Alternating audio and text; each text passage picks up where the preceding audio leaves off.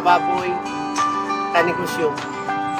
Ngayon, ipakita ko sa inyo ang aking update sa aking piggery farm sa 2023.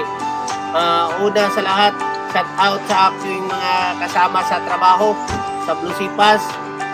Lahat na mga kasama ko, sila si July, Jake, James, lahat na mga kasama ko sa Blue Sipas, sila Dinlin, Marites, Yuhan, Abe. Shout out sa inyong lahat sa panonood sa aking YouTube channel. Sana hindi kayo magsawa o na manood. I-update ko ngayon sa aking farm kung ano na ang nangyari. Kasi medyo matagal na hindi ako nag-update sa inyo. Tingnan ninyo ang farm ko ngayon.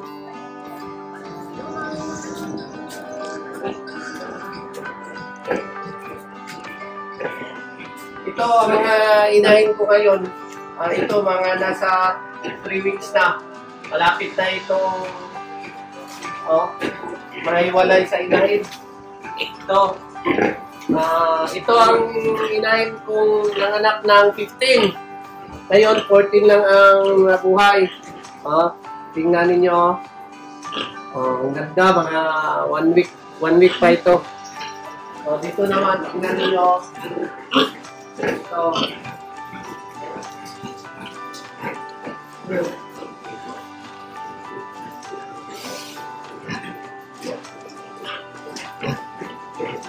Ito na mga big ito.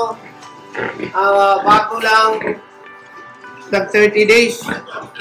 Ngayon lang na araw. Medyo nakuha na yung iba kasi binili, ginawang inahin. Ito may mga durok din. Ito may nanganak. Ang problema, 6 lang nabuhay kasi 14 yung anak niya. Matagal lumabas. Medyo may problema sa pagpanganak niya, pero at least may 6. Ito ang naiwan sa bitili din. Ito mga 2 weeks na, 45 days na ito, naiwan ito sa mga binili na ginawa ding inahin. Ito naman dito sa kabila.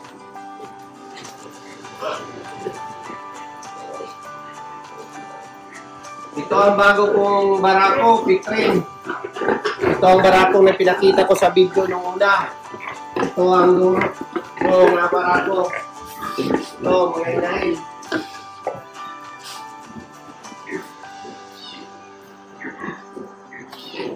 Ito, marami akong patining na ngayon, tignan ninyo. Mga patining. Ito.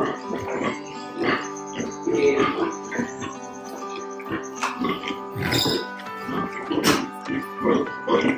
Ito, tignan ninyo mga patining ko.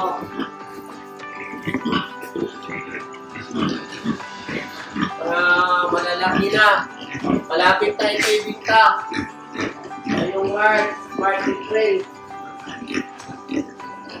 Ang bigtaan.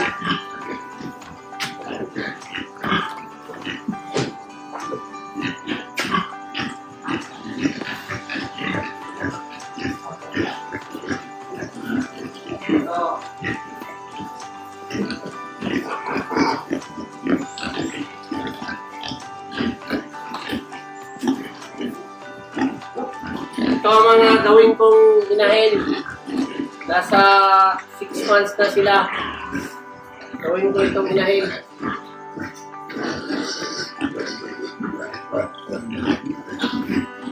Ito yung mga barako ko.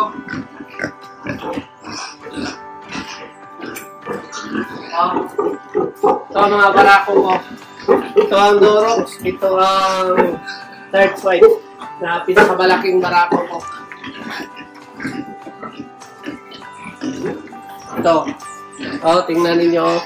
Ang dami, Ito ang update sa Palbans Farm sa 2023. Magparami ako ng patining. Marami pong salamat sa inyong pag-subscribe. Walang sawang pag-subscribe, pag-like at share sa aking YouTube channel.